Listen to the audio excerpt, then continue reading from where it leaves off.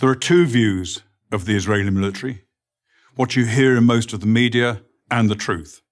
I'm going to tell you the truth. I was the commander of British forces in Afghanistan. I have fought in combat zones around the world, including Northern Ireland, Bosnia, Macedonia, and Iraq. I was also present throughout the conflict in Gaza in 2014. Based on my experience and on my observations, the Israel Defense Force, the IDF, does more to safeguard the rights of civilians in a combat zone than any other army in the history of warfare. Why is this so?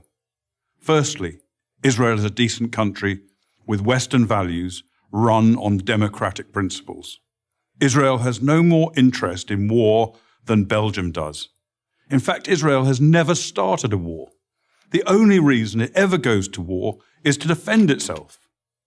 And it has to defend itself because, unlike Belgium, it is surrounded by countries and armed groups that want to destroy it.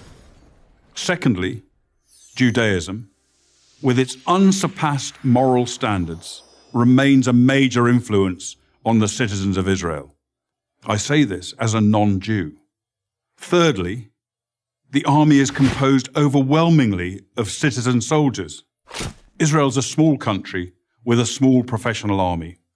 To fight a war, it depends on its conscripts and its reservists. These are ordinary citizens, from professors to plumbers, called upon to defend their homes. They don't want to be fighting, and they don't want to harm others. Nowhere was the essential morality and decency of the IDF more evident than in the Gaza war of 2014. If ever there was a purely defensive war, this was it. The war was started by Hamas, the terror organization, designated as such by the US State Department that runs the Gaza Strip. In the first 6 months of 2014, Hamas launched hundreds of rockets at Israeli civilians.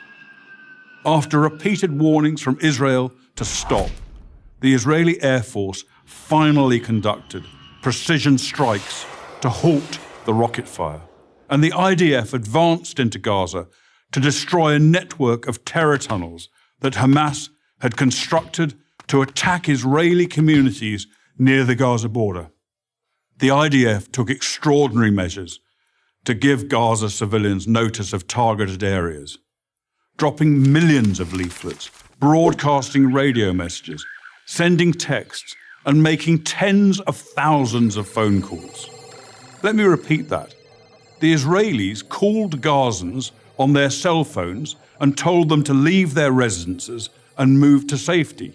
Never in the history of warfare has an army phoned its enemy and told them where they're going to drop their bombs.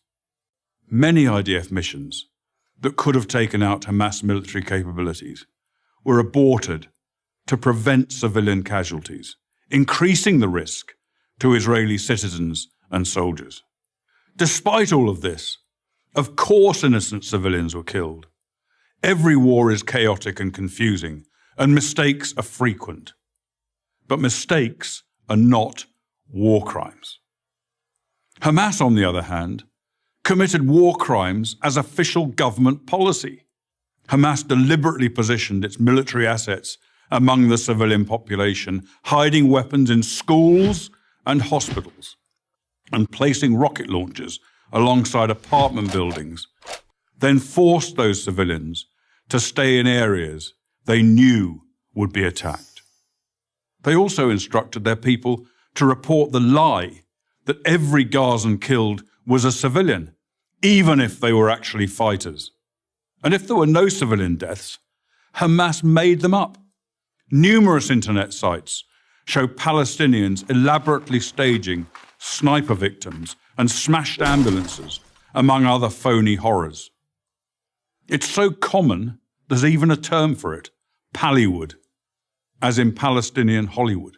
Ironically, it's the leaders of Hamas themselves who best understand the extraordinary measures the IDF will take to protect innocent civilians.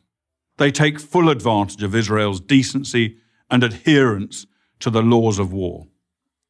No army takes such risks in order to protect civilians as the Israeli army does. I say this as a professional soldier. I say it because it's true, and people who care about truth should know it.